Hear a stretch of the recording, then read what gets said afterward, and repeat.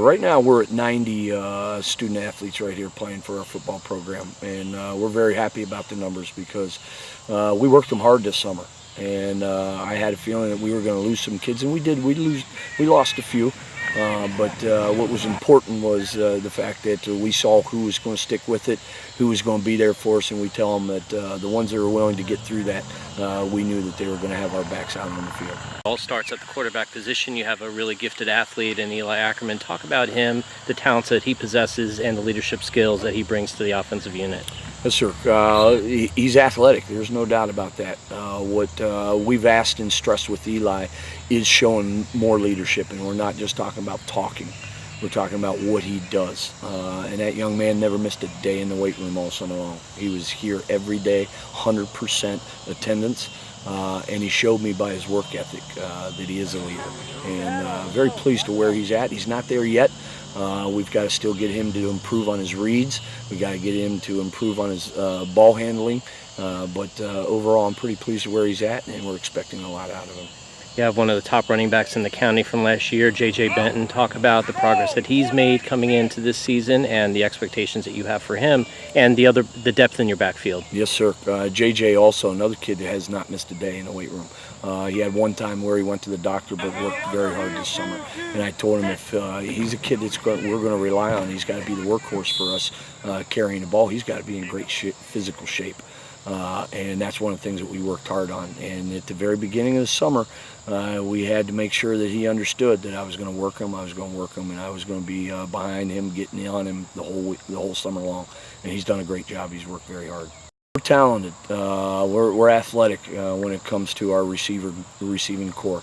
The thing that they have to do is they got to become more consistent about what they're doing, how they're running their routes, understanding and knowing our concept routes. Once they understand that and are more familiar with it and are more consistent at running their routes, we're going to continue to get better. But we're young, but we have some talent. So we're inexperienced, but we're going to get there, and it's going to take a lot of work.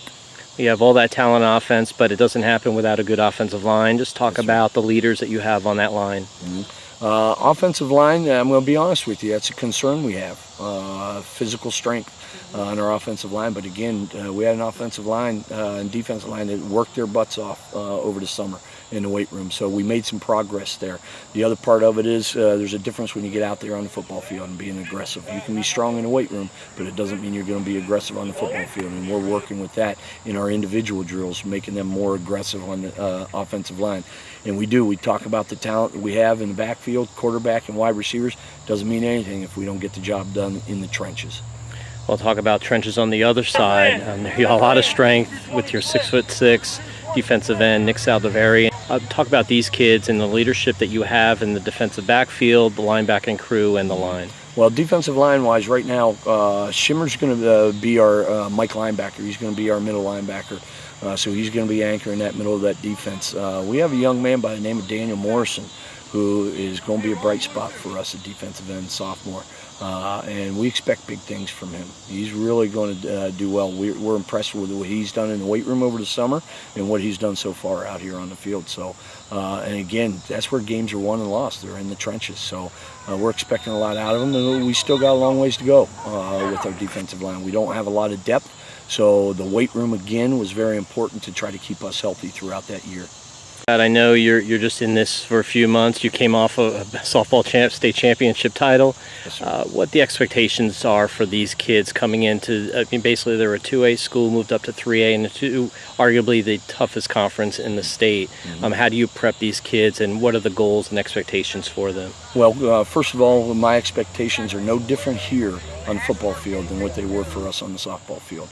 And I tell them that if they're willing to come out here and they work hard, show up on time every day to work, come to work every day, and when you come to work, you got to give an effort. If they do those three things, good things are going to happen. And as they come and they continue to work, things will get better. But the one thing that I stress to them all the time, we're taking one game at a time. We're not going to sit here and say we're going to win a conference, we're going to win a state championship. I didn't say that in softball. In softball, we said we're going to take it one game at a time and let everything else take care of itself. So it's a matter of taking one step at a time, one practice at a time, one game at a time.